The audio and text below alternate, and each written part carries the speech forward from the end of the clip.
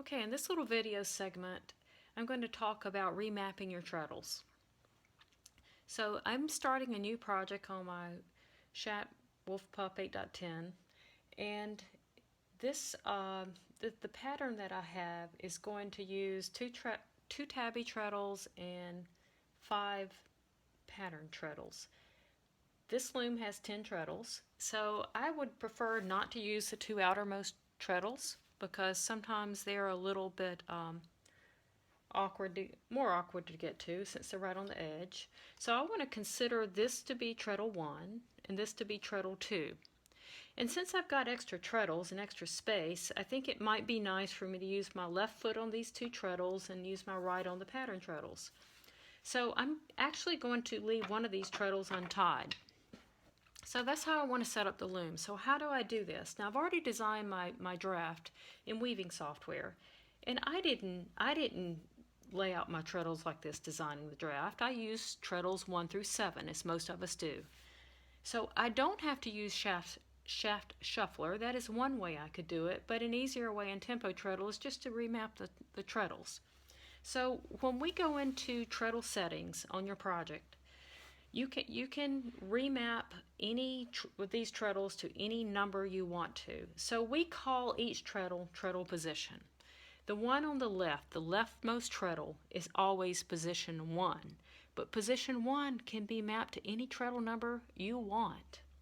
So I could map this to treadle number 13 if I wanted to, even though the loom doesn't have 13 treadles, and it would work. It would detect properly through my weaving software and treat this as 13, but I don't want to do that. So anyway, what I want to do is I want the second position to be treadle 1, the third position to be treadle 2. Now, notice I have this treadle still tied up. This leftmost treadle, position 1, is tied up from a previous project. I could just untie it, or I could disable it. You can turn treadles off in treadle setting.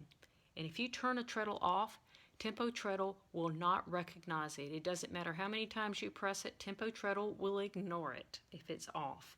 Now here's the danger. If I turn this treadle off and I accidentally press this instead of treadle 1 for a tabby treadle, I'm going to get a weaving error in my cloth, and it's not going to detect it as an error.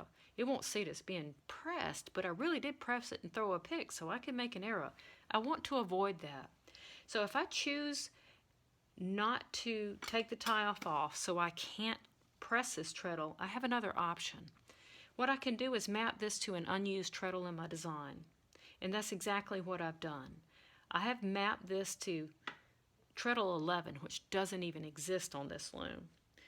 But what that does for me is that gives me a little protection. When I'm weaving along, if I press it, it's going to say, treadle 11. No, I wasn't expecting that. That's an error. And it's going to let me know. So this way I'm going to be prevented from accidentally using this treadle. Does that make sense? So you can leave a treadle you're not going to use tied up, but one recommendation is just map it to a number you're not using. That way you've got a little bit of protection. The other thing you can do is you can totally take the tie up off of the treadle. It's going to lay on the floor. Now, if you did nothing, if you did not turn this treadle off, it would sit there and detect all the time. You couldn't weave with it. You'd go into tune array and it'd just be singing that song because it would be seen. It'd be detecting. So what you do have to do, if you take your tie up off your treadle, turn the treadle off.